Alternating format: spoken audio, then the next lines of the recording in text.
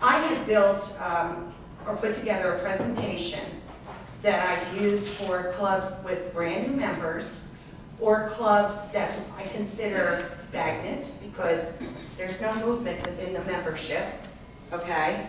Or with clubs that need, like they're losing members and they need regeneration, reorganization. And the reason why I did it is because the strength of our organization are the members. All right, we are the baseline. Without us, nothing exists. And I just felt that we needed to put more emphasis on this. And so education is really a good way to go. So I call this presentation, which you're not going to see, so try to visualize. I'm going to give you ideas. Think about those big, large air balloons in Mexico, you know, New Mexico. And I call this upward movement.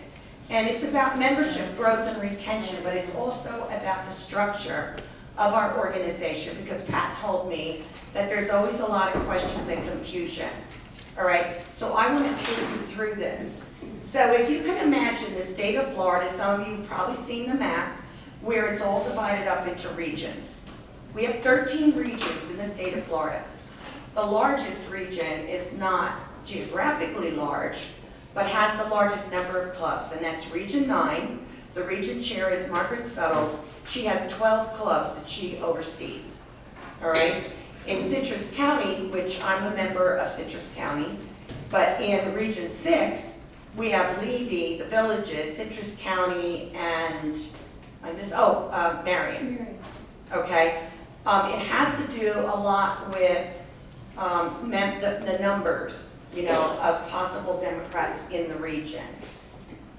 So when you go up, and DWCF is at the state level, but that's where I am, the next step up we report to is not the Florida Democratic Party.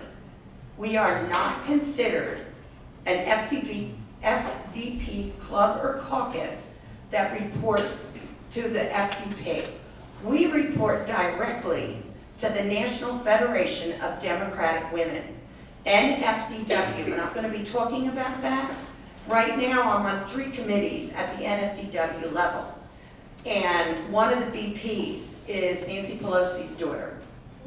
Okay, also one of the past presidents was a Black Panther. This club is really loaded with talent, and we're talking nationwide. Nationwide though, we're the largest federation. They consider states a federation. Florida Federation is the largest. And as far as I can see, yeah, right? We're also the best managed. And we need to keep that movement going where? Upward. Okay? So, I'm sorry you can't see this because I have 4 columns showing the division within NFDW. You have the eastern side, which is Connecticut, the District of Columbia, New York, Pennsylvania, Puerto Rico. You have the Midwest, Illinois, Indiana, Kansas, Michigan, Missouri, Nebraska, Ohio. It keeps going, but I don't have it on this panel. Southern, which I believe the southern region is also the largest. Alabama, Arkansas, Florida, Georgia, Kentucky, Louisiana, Mississippi, it keeps going.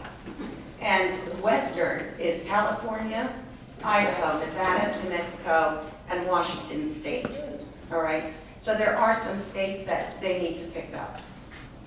Our members, once a year during convention, all go and stand somewhere, generally in the Rosen Center on a pile of steps, and we get our picture taken, and I had that. I was at the top. You could see the red hair all the way up. So try to visualize a triangle. The base of the triangle is the largest portion, okay? That's our membership, all right? When you go just above that, but not quite to the top, there's like a medium level where it's just starting to, you know, go like this. Those are the committees. And then the very top part of the triangle, which forms its own little triangle, is the board of directors. And that's the structure of our club. You start with, and I'm talking about, this is at the state level, this is at your level, the local level. Your membership is the largest portion of your club. Now, when I say that, I mean members who are not part of committees, are not committee chairs, are not part of the board, just working members or not. And then the next section, I call this middle management, is your committees. All right? And then, of course, your upper management is your board of directors.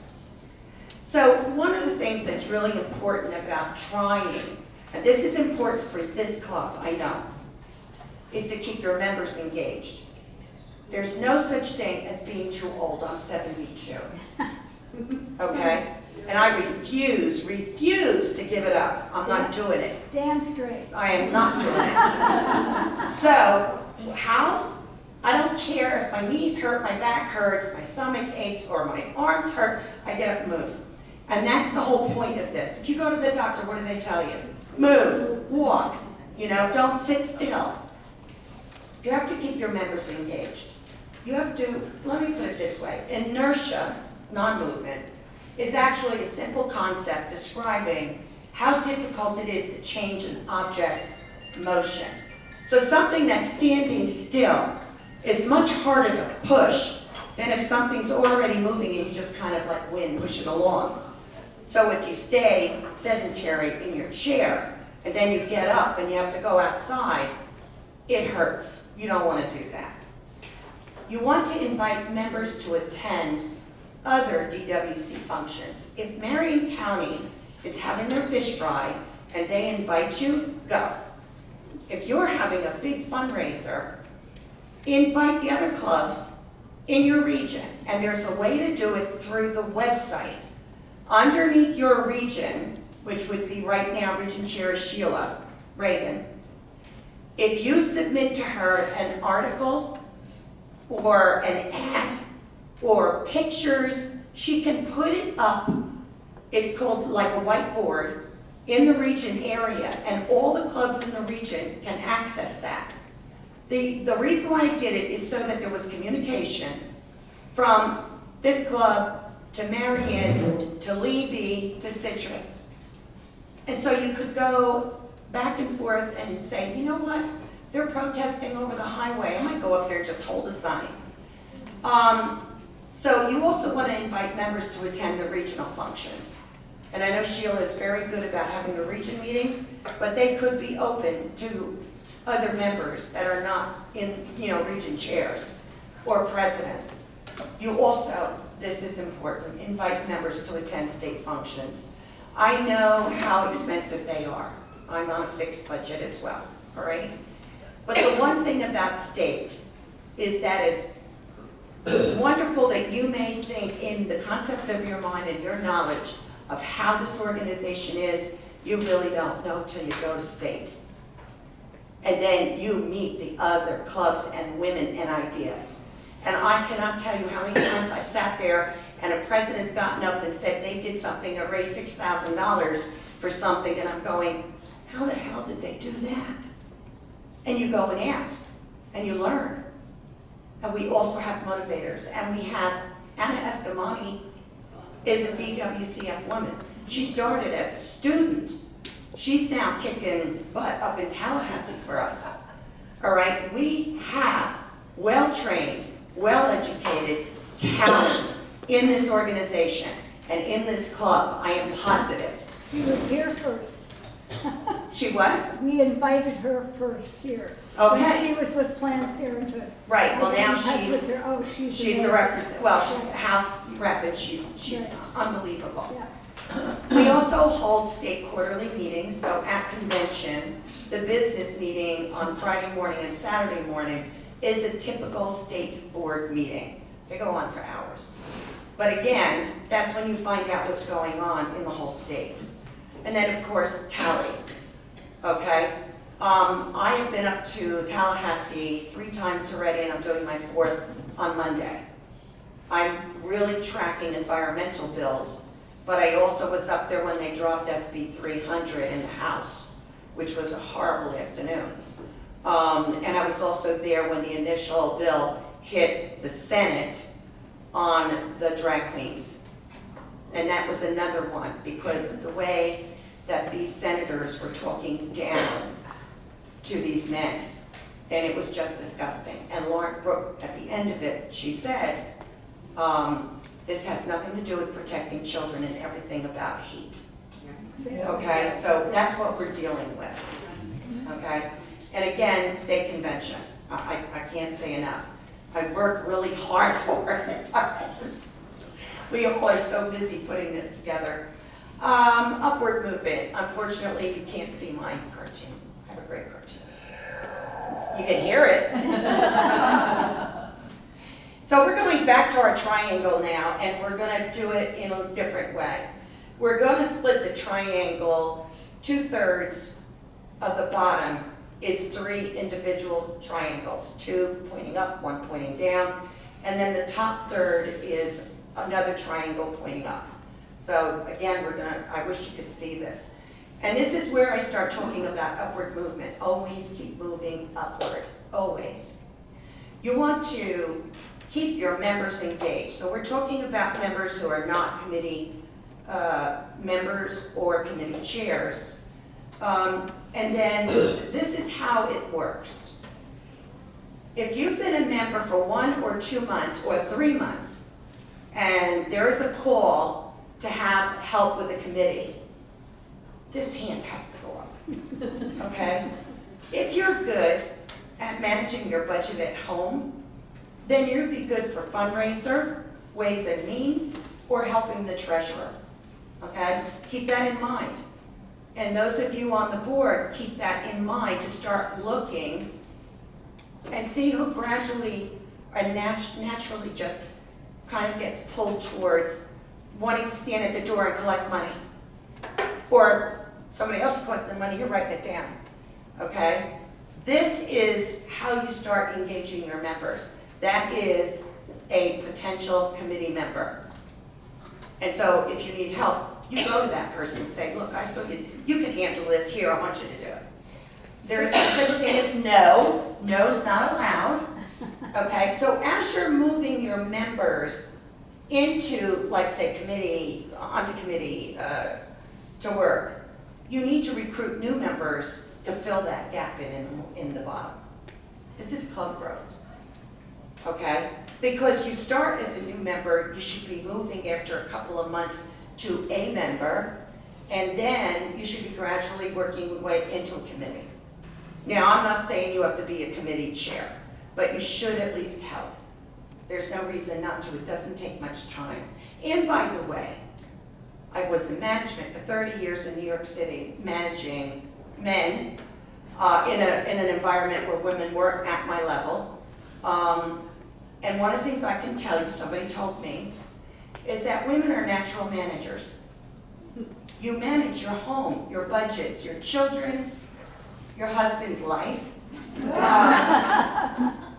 This is what we do, and we do it naturally. So if you think about it, you go, I can't do that. You can do it.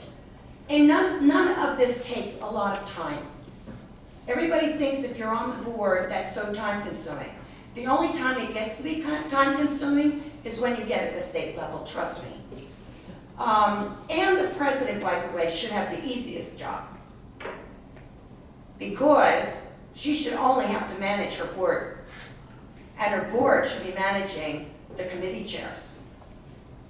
You see how it goes? So if you structure your club to function that way, no one person is getting stuck with everything. That's when it becomes too much. That's when people get tired, they leave. And with them goes knowledge, and you don't want that. So I'm going to talk about DE&I, diversity, equity, and inclusion.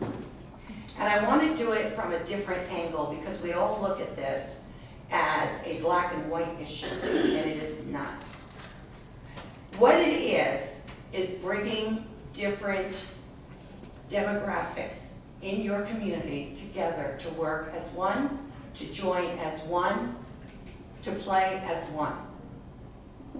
And the reason for doing this is because all of these areas that we've left alone, they're Democrats but not brought in, they're not voting.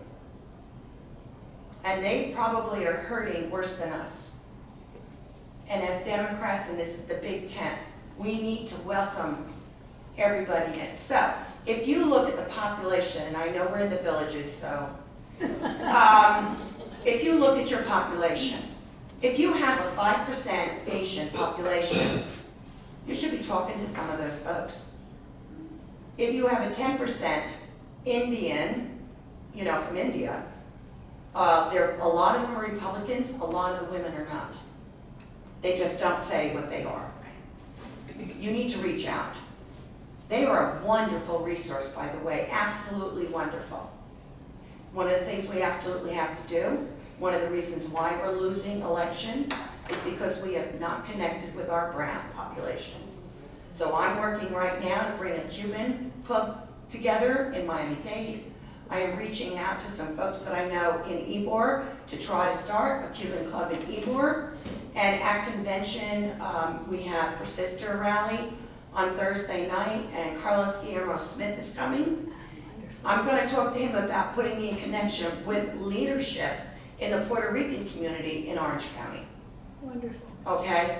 We have to do it because we're losing our elections because we are not welcoming Democrats into our tent. So just going back through this again, you start as a member, you work your way into being a committee member. You please volunteer, because if not, if I was in a room, I'd say, I need you to do something. That's it. This is why Shelley says I'm so fabulous. Nobody sits when I'm around. And then from being a committee member, you are going to be working with the committee chair because she's the one that's running it. And she may break up her committee where someone's taking notes, someone's, publishing those notes. Somebody's making phone calls or sending emails to make sure everybody knows they have to meet at such and such a time. And you're starting to learn the skills that you need so that you could grow, if you want to at this point, to be a committee chair. They're upward movement. You're moving your way up. You've started as a member, a new member, a committee member. Now we're talking about a committee chair. And this also works with our overall organization, so at state. Once you're president and you're termed out, where do you go? Let's say that you don't want to sit back and just handle some committees. You feel that you have something you want to do and you've been watching what the region chair is doing, and at convention there's an opening and you have an opportunity to move up. So from the club level, the DWCs, you can move into a region level. The regions oversee the clubs within a particular region. So this is now management, okay? And it comes, you get help, you learn, and then you become good at it. Now, you've been region for 2 terms, and you still don't want to take a back seat. Join a state committee. We've got tons of them, okay? I mean, we have the senior committee, we have disability committee, we have the environment committee, we have the website committee. These are the different committees. And you can join as a committee member, and again, through the natural process, if you want to move up, you can go and be a state committee chair. From that position, you could actually run for a lower level state office position. Secretary, treasurer, corresponding secretary, and now you're at the executive board, all right? These are opportunities, there are always opportunities, and where are you going? From the bottom up. Another thing that's really important is for everybody, and I think you guys are good at this, fundraising, okay? Consider holding a few fundraisers during the calendar year to help subsidize convention costs for your members. So my club paid for my registration, and they're giving me a small stipend. And then the state board is giving me a stipend because I'm on the state board. And that helps lower the cost, not by much. But it's better than nothing. I just give it to my husband because every once a month, this is it. Go around next, Susan. So the other thing is that you can also do this to subsidize state functions. So right now, because last year we had extra money in the budget because of COVID. We didn't spend it. Last year they helped subsidize hotel costs for people that went to Tallahassee. Now you have to do it on your own dime, but they were able to get a discount on the hotel. But if you had a fundraiser for convention and state functions, you might be able to shave a little bit off of that cost so some of your members or more of your members could go to Tallahassee. And as much as I come out of there with my head banging and I'm like, I love it because I learned so much. Because people get up and start talking about why they don't like this bill or why they're for this bill, and they start bringing out information, statistics, facts, and then they fight. It's wonderful. So you want to increase the number of members who can attend state functions. And I think this is really important. It gives them an experience they haven't had, and they bring it back and tell you about it. Okay? Can I interject? Our local club does pay registration for attendees to go to conventions. There you go. If you want to do and see some of our, we have really good speakers this time. I would do it. So the next thing is building a bench, which I've kind of been talking about right now, and that's the competence and number of members ready to fill vacant leadership and other positions. You have, I think, a stagnant board kind of thing going on here, and you need new members to join the board, okay? You bring in energy and new ideas, all right, and it also gives you an overall picture of how this organization works. So building an organization's bench, its strength through management training. Well, we just went through all that. Don't wait for the right opportunity, create it. And that was George Bernard Shaw. Meaning, I'm not waiting for you to volunteer. If you don't volunteer, you're it. So we're going back to our triangle. Membership is the foundation, the committees are the walls, and your leadership is the roof of this organization. And ensuring the depth of the team can sustain its performance over time. Teams that last have depth at the top, the middle, and the bottom. I hope you understand what I'm saying here. Your strength. You need 4 ways that you can start building a bench. You want to look to the future. The crucial step is often overlooked when organizations start their plan to develop bench strength. In other words, we have elections coming up at the end of this year. You should be looking right now for people to fill positions. And you want to look for those opportunities. Who's standing at the door taking money and who's writing it down. And keep an eye out. We want to create a culture of development. Each member has unique gifts. And I do mean this. I was developing the website on a platform called Wix, and it was getting huge. And I put a call out. I got 2 members of my brand new committee that knew Wix that I didn't know. One is from Alachua and one is from St. John's. And they're fabulous. So that's talent that's buried that we don't know about. You don't know till you ask. Keep an eye out for possibilities every meeting and every event. Implement individual plans. Invite a member to help. Now, this one I'm going to play, but you got to listen. You can't see it too bad because the graphics are great. One of the greatest talents is recognized, giving them the forum to shine.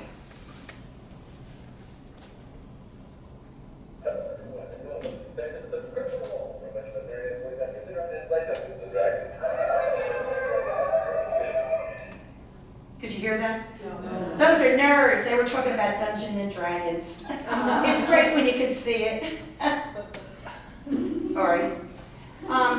Bench strength is an organization's ability to immediately fill critical positions with talented internal candidates. This is important. Somebody is moving, and they had a position. Treasurer calls up the president and says, listen, we sold the house, we're moving back with the kids. Okay? Right now, you have a president, you have a first VP, a second VP, a secretary, and a corresponding secretary, but your treasurer is gone. What do? You look for someone who can handle the books. First place I would go, fundraiser or Ways and Means, okay? Competency depth is identifying several candidates who can fill a position. So, on a secretary, I can think of 3 possibilities immediately. If your secretary position is empty, you move your corresponding secretary in there. Or if one of your members is the secretary for the region, they only have to do that once every 3 months. Ask them if they could fill the position. Or a committee note taker. You have somebody that's really fabulous on a committee who takes the notes and publishes the notes for the committee members. That's perfect. For treasurer, there's 3 possibilities. Ways and Means. Again, look at your region. If you have the region treasurer is in your club. Or maybe somebody has accounting background. Perfect. First vice president, 2 possibilities. Your second VP, you would move her up and then look for a second VP. Or maybe an assistant who's been helping the first vice president. Now with leadership, you can't see it, so I'm gonna skip it. But leadership imperative. You have to build the future, always have to look towards it. You want to support your members and train them. Without a bench, nominations are difficult, if not impossible. So you get to November and you have nobody. Officers stay past their terms. This to me is death to a club. Board members play musical chairs.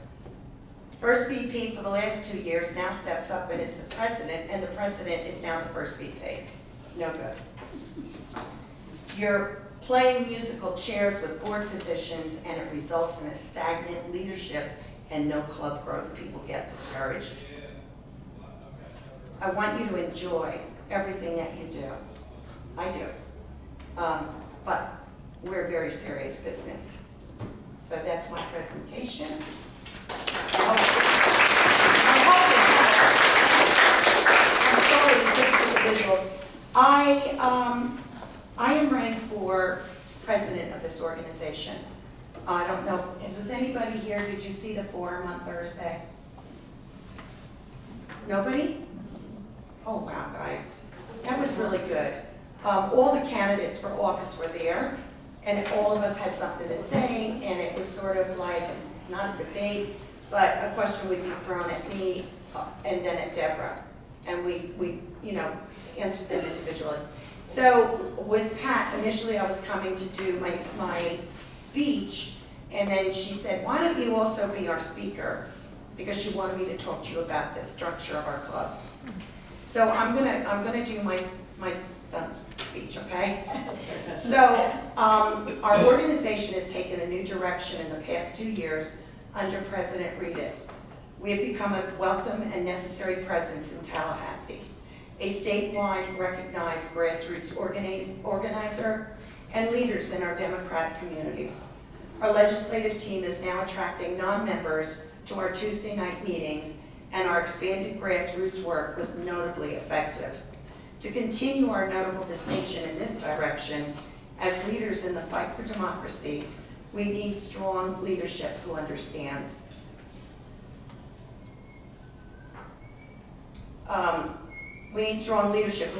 Technology, the internal workings of our local clubs, the importance of team building, incorporating and recognizing the talents of our members, and the regional and state infrastructure. My priority has been continuous and has not wavered, which is to secure and expand the work that President Reedus has spent the last two years implementing, and to keep our daily work relationship. My goal is to continue our work following the path President Reedus has forged, and working with her as past president to streamline internal processes so our members can focus on their goals, to build out membership and strengthen our organization even further, making our vision a reality. This campaign is not about me. It is about us and the direction our organization will take. I decided to step up and run for office. The main reason, because of what they're doing to my daughter and my granddaughter's rights. I've already fought for my own, and I thought when I did it to them, And I warned my daughter a couple of years ago, you're gonna lose them, and she's losing them. And I have 4 granddaughters. All right, I am very worried. I have an extensive resume detailing long-time experience in leadership, technology, upper management, political grassroots, campaign, team experience and management, and as a 13-year member of the Democratic Women's Club. I have 2 years' experience in the start, support, advancement, and restoration of DWC clubs, and the maintenance of the DWC membership roster as the second VP of DWCF. I recovered the old WordPress website system. I don't know if you remember it. It crashed. I got a call from Monica, I don't know what to do, can you help me? And after bringing it back up so we could at least do basic stuff, I went in and I analyzed what was going on and found that we had no security at all. That's why people were getting emails that said, hi, this is Patty Farley, and I'd like you to go buy $500 worth of Lowe's gift cards and I'll reimburse you. One of our members actually did it. Okay? So, with the help of my newly formed Wix team, we continue to add functionality and content to our new system. I am the past president of the Central Pinellas Democratic Women's Club. I served as credentials chair for 2 DWCF conventions and 1 FDW convention, and I was a convention secretary. I served as technical advisor for the 2020 and 2021 lunch pool, I hope some of you remember that, online conventions for both DWCF and NFDW. I've served as climate chair for 5 years. I'm an accredited climate reality leader trained by Al Gore. I have served on the Speakers Bureau for 4 years. I've served on the Legislative Committee as Environment Lead for the year 2021 and the current year 2023. 2022, I was building a website. I have been a member of the DE&I Committee for 3 years and incorporated the policy into my daily activities. I've incorporated DE&I into the website and my club building presentations. I am serving on several NFDW committees.